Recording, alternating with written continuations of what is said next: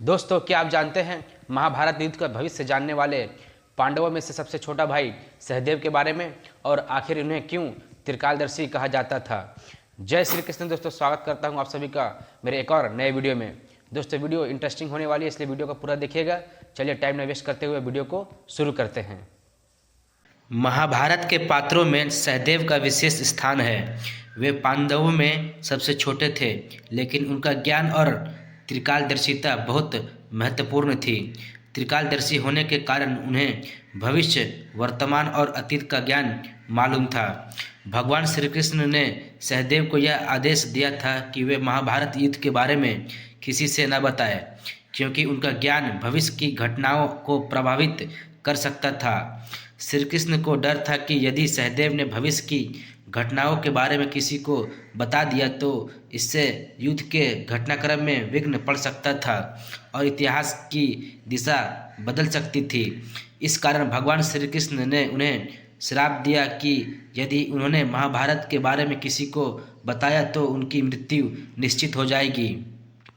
सहदेव का जीवन और व्यक्तित्व अत्यंत समृद्ध था। वे सिर्फ एक युद्ध कला के निपुण योद्धा ही नहीं थे, बल्कि एक विद्वान और ज्ञानी भी थे।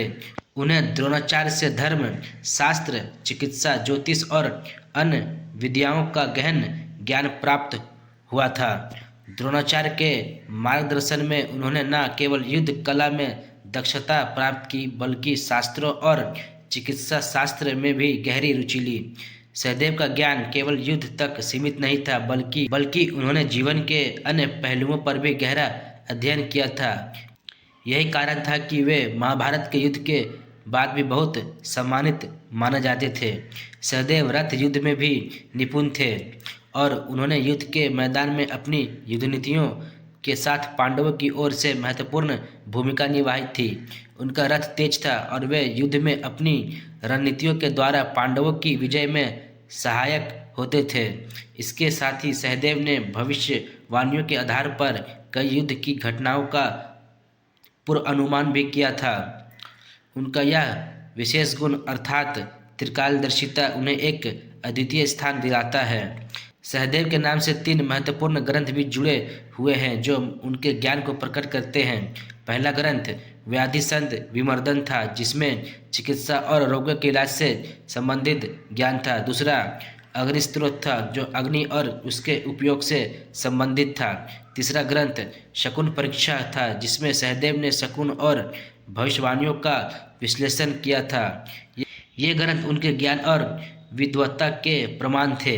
सहदेव का जीवन न केवल युद्ध की चुनौतियों से भरा था, बल्कि उन्होंने अपने ज्ञान का सही दिशा में उपयोग किया था।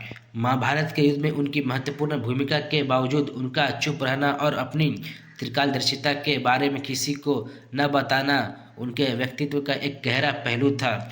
इस तरह सहदेव न केवल युद्ध में बल्कि जीवन के अन्य क्षेत्रों में भी एक गहरे संतुलित दृष्टिकोण के प्रतीक माने जाते हैं। तो आप लोगों में से किनको इनके बारे में मालूम था, कमेंट बॉक्स में जरूर बताइएगा, और ऐसे ही इंटरेस्टिंग वीडियोस देखने के लिए हमारे चैनल को जरूर सब्सक्राइब करके रखें। चलिए मिलते हैं आप किसी अगले वीडियो में, तब तक के लिए जय श्री राम, और वीडियो को पूरा देखने के लिए धन्यवाद।